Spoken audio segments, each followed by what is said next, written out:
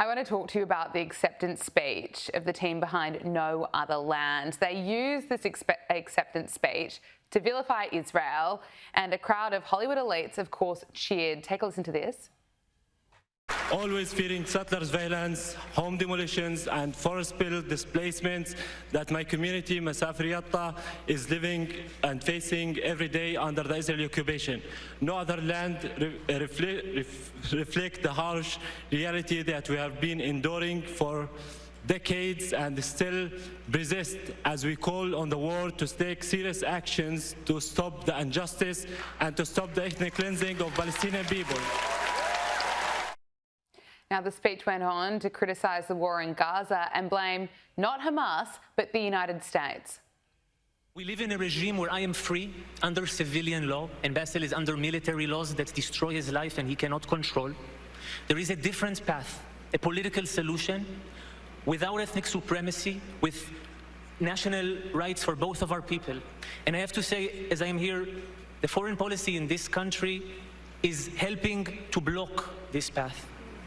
And, you know, So that entire speech, there was no mention of Hamas terrorists and what they're doing in Gaza, but, you know, plenty of cheers to take a shot as they take a shot at the United States.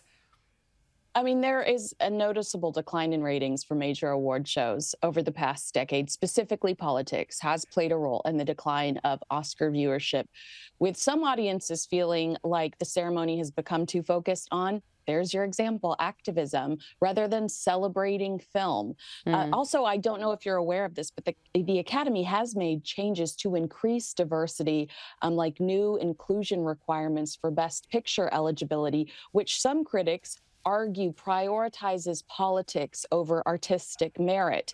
Despite the uptick, you know, occasionally, like when there are big viral moments, the overall trend has been downward, and it's because of moments like that. That's not why we go to the movies. That's not why we watch award shows. And don't stand here in my country and criticize my country that's given you this incredible opportunity and that has free speech. And that's the only reason why you're able to stand on our stage and tear into us.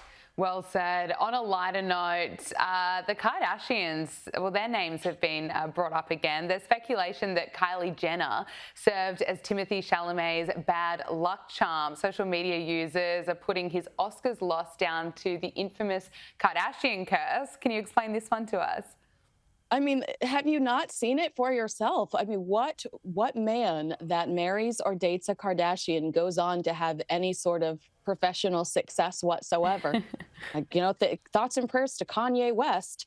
But it seems like everyone that dates a Kardashian, I'll give Travis Barker. Maybe Travis Barker is the exception. Everyone that dates the Kardashians seems to crash and burn.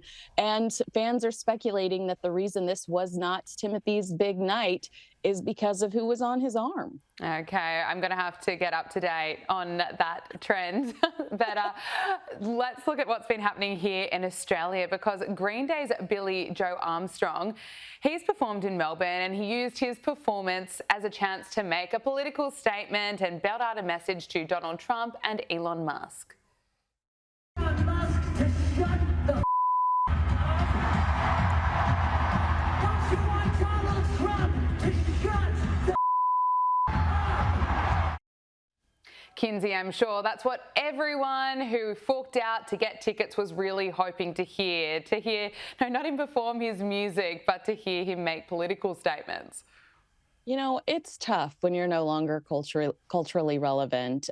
Green Day hasn't really had mainstream success since American Idiot. I think they had an album called 21st Century Breakdown. Maybe that's the last time they were on the radio regularly. But their cultural impact isn't as strong as it once was. And that must be hard to swallow. And maybe that's what we just witnessed right there. Somebody desperate for it again. Yeah, we keep hearing it, don't we?